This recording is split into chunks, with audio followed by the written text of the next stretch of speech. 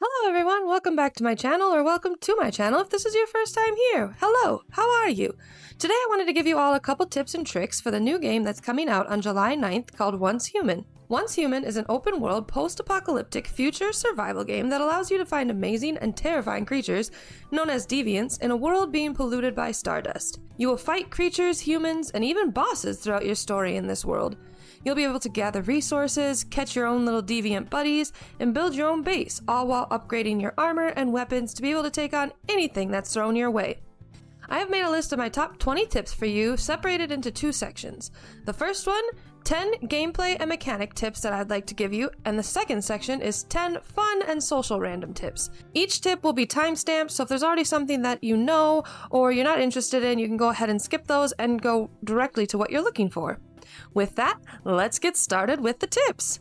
Tip number 1 is where to build your base. Building your base can be a lot of fun in this game. During the first stages of the game is going to tell you to make a base. My tip is don't worry too much about the location of your base, because one really nice mechanic in Once Human is that you can relocate your entire territory whenever you'd like with a 10-minute cooldown. So try to pick a place that's good enough for you at the start, but don't stress too much because where you first build isn't where you're gonna stay. One very good place to start out with a base is in this area here by the silo Sigma. There is copper, tin, trees, water, and plenty of deer to start you out with most of the materials you're going to need for a good while at the start. In order to move your base in the future, all you will have to do is go into build mode and hit Z. Make sure to check that the button is the same for yours. You can check it here on the left side, because I don't know if they change depending on keyboard layouts. And then you can just place your territory wherever you'd like in the new place. Tip number 2, tips for actually building. Now, some tips I can give you about building. First is that you're going to be able to go into fly mode to look at where you're building. This is extremely helpful in making any size building without having to climb up and down and going around walls and things. You're even able to move your base in fly mode, which does help a little bit because otherwise it's a little bit hard to see where you're placing it down if you're moving the entire territory. Make sure to look at your keybinds on the left here for fly mode, since I do know that they are different buttons on European keyboards versus American keyboards, and I'm not sure if they change more for other layouts. You're also able to raise and lower when you're building or moving your territory. Just hold Alt and scroll up or down on your mouse scroll wheel. And of course, like any other game with building, you can rotate your items and things as well. Just play around with the building mechanics and you'll get it in no time. You're also able to hide all your wires and plumbing by pressing L, which can help you out a lot so that you don't have to make too many power sources all over the place, but yet it makes your home look a little bit neater. Lastly, you'll have to unlock all the upgraded building items through your memetics system. Make sure that you're looking through your memetics carefully when selecting which items and tiers you'd like to unlock. If you'd like me to go over memetics more in a detailed video, let me know in the comments below and I can definitely do that. Tip number 3. Knowing where to find materials. One of the basic things I've been able to help my friends with is knowing exactly where to find certain items that you will need. You can hover over all the little towns on the map to find out what exactly can be found by looting those areas. So if I needed, let's say, fireproof plastic, for example, I can hover over and see that I will need to go to these areas to find it. The only downside is that you do need to know what the item looks like since there's no words on the town, but that's fairly simple as it'll show you a picture of it when you're trying to create whatever it is that needs those materials. Tip number 4. A blinking backpack means that there's a hidden chest. If you see this little circle on your backpack blinking, that means that there's a secret little chest guy running around. Walk around the area until it is blinking quickly. Think of it as sort of like a metal detector. Once it's blinking fast, all you have to do is use your Q ability to scan the area, and this should reveal the little guy. Then all you have to do is kill him. Oh. I know, that part kind of stinks, but once he's dead, you can loot it up and get all the goodies. Oftentimes, you can find a buzzy bee in those loot chests, which are very helpful deviants for gardening. Tip number 5. You can level really fast with commissions. Each week in a season, you are given 5 commissions that you can do. Most of these are very simple things to do, like mine X amount of ore, or kill this many animals. So you can pretty much get most of them done just by playing the game. In order to find the commissions, all you have to do is hold down the tab button and talk to V. There you will find the view commissions. Select up to 5 commissions to complete in order to gain a few levels very quickly. You can even re-roll if you don't like one of the commissions given to you. From what I've seen, each commission will give you a whole level, or at least pretty close to it, and that can help you to be able to unlock upgrades much quicker. Tip number 6. Prepare yourself for battle and what's to come. This one may seem self-explanatory, but I have 2 stories where I just wasn't prepared and wanted to make sure to set you up for success. Before you venture off anywhere, to any silo, dungeon, boss fight, or really anywhere, please make sure that your armor is as upgraded as possible, your weapons are as upgraded as possible, and all your items are repaired. And make sure that you have plenty of ammo. You'll also want to make sure that you have enough heals with you. I'd say if you're leaving the house, always make sure to have 10 activators at least on you and 3 or more adrenaline shots, just to be safe. I never completely died my entire full run of the beta because I made sure to have enough heals at all times. Time I wasn't prepared for was when I farmed a silo for 12 plus hours straight looking for Chephosaurus. If you'd like to know how to find Chephosaurus in a lot less time than that, probably about 2 hours, I did make a video about it. That's also on my channel. You can learn from my mistakes and hopefully catch him when the game's released. I thought I had enough bullets, but I had to keep going back home over and over and over again to make more. A good thought would have been if I would have started making bullets when I left the house, so that if I needed to come back for more, they were already made and I wouldn't have to just be sitting there at home. That's just a little tip that you could do to hopefully help you to make sure that you have enough ammo whenever you're leaving the home.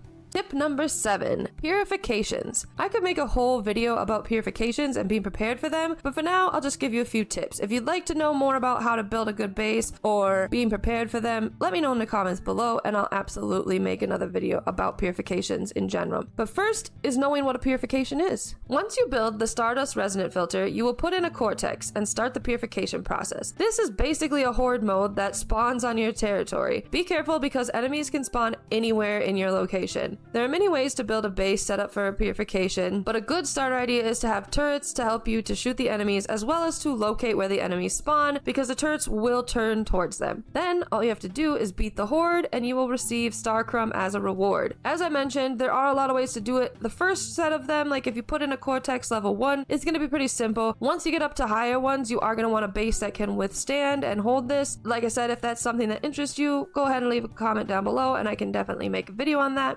You can also find abandoned filter chambers throughout the map where you can start the same process. If you're unable to defeat the horde or the horde destroys it, do not worry, that won't matter so much to you because it's not yours at your home, and you will still get half of the rewards for just doing the quest. So this can cause you to have a very good supply of fuel even if you don't complete it. Tip number 8, speaking of fuel. Speaking of fuel, make sure that you always have a good supply of fuel on you if you're going to be using your vehicles, which even with the teleporters, you're going to be using. Those things are fuel hogs. I kept putting my fuel in chests at home and then running out of fuel throughout my travels. So just make sure that you always have at least a good amount on you so that you can fill up your bike, your truck, your car, whatever vehicle it is that you're using. Another good way to save your fuel is by making solar power energy sources and using the electric eel deviant to help power your items at home. Speaking of deviants, tip number 9. Do not sleep on the usefulness of deviants and learning how to catch them. If people are interested in a more in-depth video about deviants, let me know in the comments below, but for now I just want to give you some small tips. First, mini deviants can be found in specific spots on the map in the wild. These are typically the more helpful deviants and not combat deviants. You can also get deviants after beating bosses, and these are typically where you're going to get the combat deviants. There are also some lower spawning chance deviants like Mr. Wish and Chephosaurus that you can grind to get from silos. There are deviants who help gather supplies for you, some produce materials that you can use to make other helpful things, some are for combat, and some help you with things around your base. Every deviant has a list of its favorite things to help them be more productive. Try to give your little buddies those things that they want to make them have the most potential possible. Also, make sure, big tip, that you are wearing the best gloves you can for catching deviants. This was our first mistake that my buddies and I made when we went on our Chephosaurus adventure. There are different kind of gloves that will all have different buffs and things for catching deviants. So just make sure that you're reading this section of your gloves here before you go out looking for them. That will make it a lot less likely that they slip away from you. We only saw a few of the gloves, so I can't tell you all of them that are an option, but just make sure you're reading this part here. Make sure that you have deviant catching gloves before you go on a mission to catch deviants. And for the first section, tip number 10, our last tip, is to stay organized and label your chests. Now, you don't have to be as organized as me. As you see, this is a little overboard, because the nice thing about building and crafting in Once Human is that as long as the material is stored somewhere on yourself or in your territory, it can be used for crafting or building. However, I do suggest organizing your supplies just a bit so that you always have a general idea of what materials you have and what materials you may need. This also helps if you're playing solo, but is even more helpful if you're playing with friends friends and want to share supplies amongst each other. Another way to help you stay organized is by labeling your chests on what's inside. If you click on the chest here and hit the edit button, you can now name the chest whatever you'd like so that you don't have to look inside each chest to know what's in there. Now that we've covered the 10 gameplay tips, let's move on to 10 fun/social tips for Once Human. Tip number 1 is the fish melee is so fun and surprisingly strong. You will find that there's a northern pike melee and a frozen tilapia melee. Both options are surprisingly strong and a lot of fun. You can find the pike melee blueprints here and the frozen tilapia melee blueprint here. The frozen melee is great as it temporarily freezes an enemy and you can cause extra damage to that enemy while it's frozen. Plus, it's just a lot of fun to run around with a fish on your back, so I highly recommend these weapons. Number 2, the people in your server can be a huge help. This is mainly a PvE tip, as I'm not sure people in PvP are going to be wanting to help you out quite as much. When in a PvE server, don't miss out on the chance for other people in the server to be helpful to you, and make sure to help them out when you can as well. It is so simple to ask each other questions in the world chat if you need assistance, or if you know an answer of something, you can always help other people. You can share locations on the map in case someone asks for a place to find certain things, and you can help them with the location. You can look for team members to run dungeons, boss fights, and more with a group of people in order to ensure that you can handle it. There were many times that someone had a material that I needed and was willing to share, and I was able to do the same thing for a lot of other people. I also know that teaming up made it possible for a lot of people to be able to defeat the endgame boss and other world events that they couldn't have done alone. You can also hit tab when you're in the chat to change to only your Hive or team to chat if you'd like a more private conversation or the world chat gets to be a little bit overwhelming. If the chat is a little too overwhelming, you can turn off world chat in the settings here, but I do truly highly recommend making yourself a part of the community in your server because that can add just a whole nother level of fun. Tip number 3, whispers. Another way to use the positive side of the community is by using the whispers. Oftentimes, you can find hints left in the form of whispers throughout the map. Once enough people have been on the server and they've been on long enough, say a week or so, you can find people helping with locating chests in towns, giving tips for certain puzzles and locations, and so on. I found that a lot of people will also just leave super kind messages throughout the map saying, "Have a great day," "Smile," and so on. Make sure to check these out, and if you have any helpful tips or just want to say hi to people, go to your bench and craft some whispers and leave some of your own. Tip number 4, helping your friends by allowing them to build and or access your storage. Another great option for community is allowing members of your Hive and or your friends access to your storage. If you're really close friends, you can also allow them to build on your territory. This can be nice if you're trying to make a creative little building that you want to share, with your community, or if you just want to be a productive building against purification and you need some assistance building. Just go to a member of the Hive or a friend you would like to give permission to and allow it like this. Keep in mind, this is a great tool for friends, but make sure you trust these people as they will have access to all your materials. That is why I also say if you're really close friends, you can allow the building as well, but I would only make sure to reserve those for people that you truly trust, because otherwise you might come back to no house. Number 5, changing worlds and moving your base. Another thing I've been asked a lot is how to switch worlds to be with your friends. You will see on the top right of your screen that even though you all may be on the same server, you may not be in the same world. This can cause an issue if you want to team up with your friends and or even strangers. To change worlds, all you need to do is go to any teleporting tower on the map and hit G. This will allow you to switch between any of the worlds on that server. If you would like to stay in that world once you're there, perhaps this is where all your friends are and have their bases, you can just move your territory once you're in that new world, and now when you teleport to your home, you'll still be on the same world as all of your friends. Number 6, emotes. A quick tip here is how to emote. A lot of people have asked me this, so I thought I'd include it quick. In order to emote, all you have to do is hold X and then go to the more section and select which emote you'd like to use. You can also hotkey some of your emotes, and I'll show you how to do that right here. Number 7, puzzles around the map. A fun little thing you can do around the map are these little mini games and puzzles. I could go more into these in another video as well if you'd like. Let me know down below, but for example, I'm just going to show you a little quick here. There is this car climbing puzzle in this location. There's a artwork puzzle in this location. A road sign mini game over here.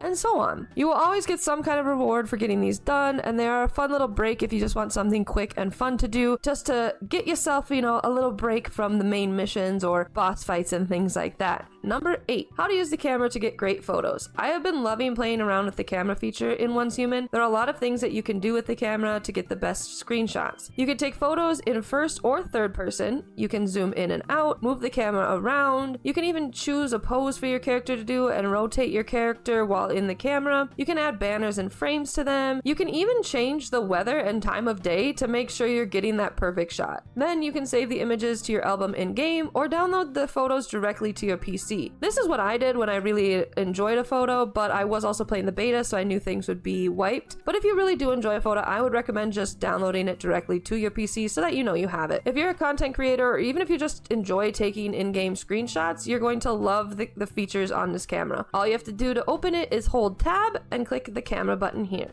Tip number 9 is to make sure that you're always checking storage bags and storage boxes at locations where you're looting, because here you can find some pretty fun building objects like lamps, chairs, and stuff like that. It's a great way to decorate your house that the only option you have to finding these things is on location in the storage bags or boxes. So just make sure you're checking that out and you will be able to make your house look fantastic.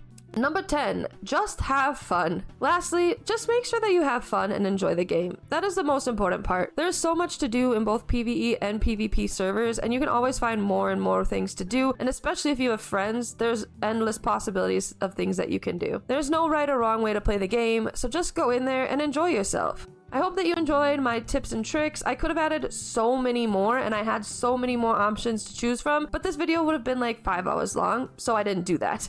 If you would like me to make videos covering specific things like memetics or in-depth on the Deviants or anything else, leave a comment down below and I'll do my best to get it done. Some might be a little tricky right now because I'll only have footage from the beta and the demo to use, so if I can't make it right away, I will definitely make it the first week that the game releases. I cannot wait for the game to fully release on July 9th, and I will for sure be making more and more in-depth videos about the game at that time, since this has pretty much become my newest hyperfixation. So thank you so much for watching and for all the love and support. If you liked this video, please do give it a like. Make sure to comment down below your thoughts about Once Human, what you thought of the video, if you had any questions or would like tips on anything else, and if you think that you'd like it here, go ahead and subscribe. It would really help my channel grow as I'm trying to make more and more content. I hope that you have a great day, and thank you for watching. Goodbye!